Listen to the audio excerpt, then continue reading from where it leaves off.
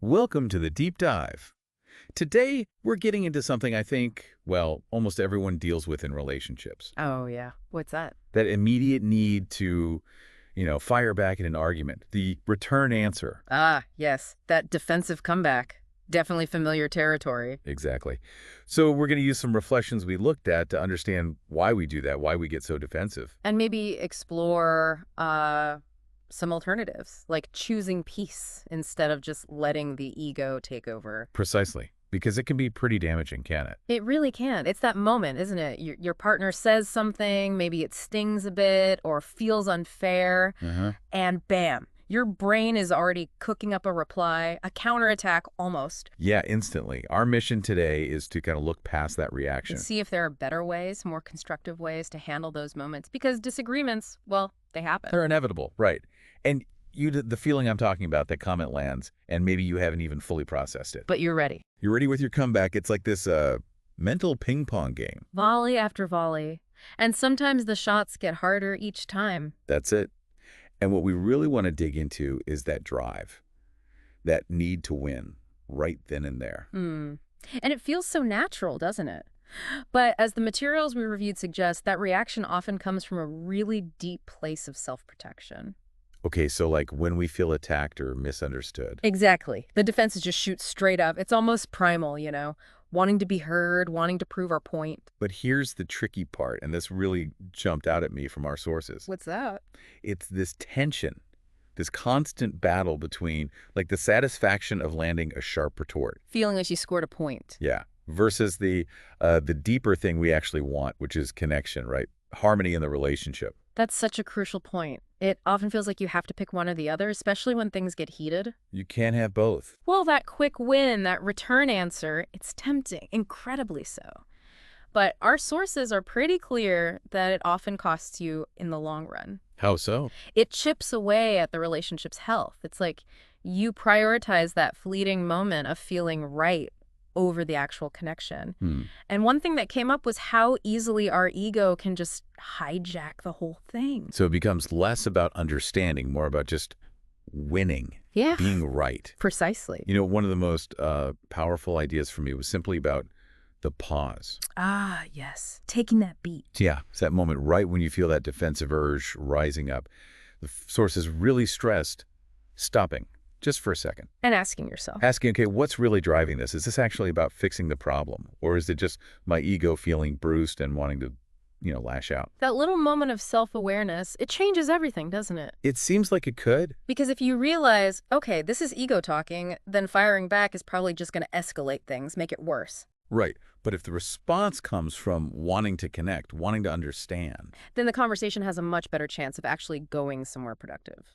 Towards resolution, hopefully. and it's important to say, this isn't about just rolling over, is it? It's not about avoiding conflict entirely. Absolutely not. The material was clear on that.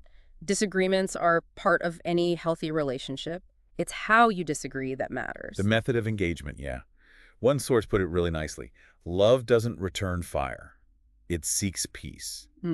That really resonated. That's a great line, because when the goal shifts to just winning, The relationship often loses. Yeah. Big time. yeah, the aim isn't always agreement, is it? It's navigating the disagreement with respect, with a commitment to keeping the relationship strong. It just feels so counterintuitive sometimes, though. Resisting that comeback urge, especially when you feel really strongly about your point. Oh, completely. It takes conscious effort. The idea of silence also came up, using silence strategically. Tell me more. Well, in those really charged moments, maybe the strongest thing isn't saying anything immediately. Just breathing. Yeah, take a breath. Maybe acknowledge you heard them without jumping straight to why they're wrong, or even just saying, can we pause this for a bit? Until things cool down. Right. It feels weird, though, because that defensive reflex is just so bam. So ingrained. But think about the strength in choosing that pause. What does it signal? It signals, I think, emotional maturity. It shows you're committed to the relationship more than you are to just winning this point right now. You're prioritizing de-escalation. That's interesting. It makes you wonder why we often think the quick verbal comeback is strength. When maybe the real strength is in that thoughtful choice, in restraint. One of the pieces we looked at had this really powerful quote, be careful with your words in anger.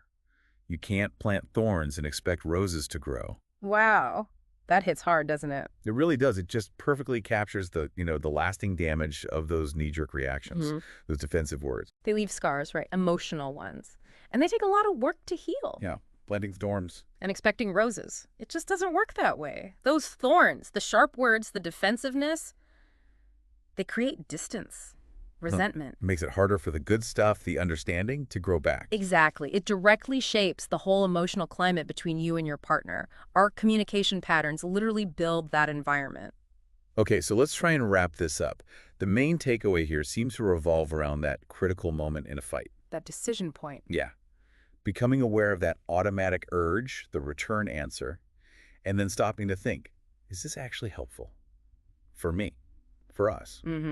And asking, is this my ego needing to be right? Or is this love wanting peace, wanting connection? That's the core of it, isn't it? Discerning the motive. Precisely. And realizing that choosing peace, even if it means you don't get to defend yourself right now, that's not weakness. It's emotional intelligence. Exactly. It's showing strength by prioritizing the relationship's well-being over that fleeting buzz of winning the argument. That's really a sign of a healthy connection, isn't it? I believe so. Because ultimately that constant back and forth, that defensive volleying, it just eats away at things. It's corrosive, erodes trust, intimacy. So choosing a softer approach, a response that comes from love, or even just strategic silence. These can be incredibly powerful tools, ways to navigate the conflict without damaging the foundations, safeguarding what really matters. It's this idea that our default reaction isn't always our best reaction. That's a great way to put it. And by consciously picking a different path, a non-defensive one, we might actually change the whole dynamic of our arguments. Which brings us to a question for you, listening right now. Think about your next disagreement with your partner. Okay. How might things shift if you consciously chose not to react defensively? If you paused, what could change? It's worth thinking about, definitely. Is that immediate need to be right really serving you? Or would prioritizing peace, prioritizing connection, would that serve you better in the end? Something to reflect on.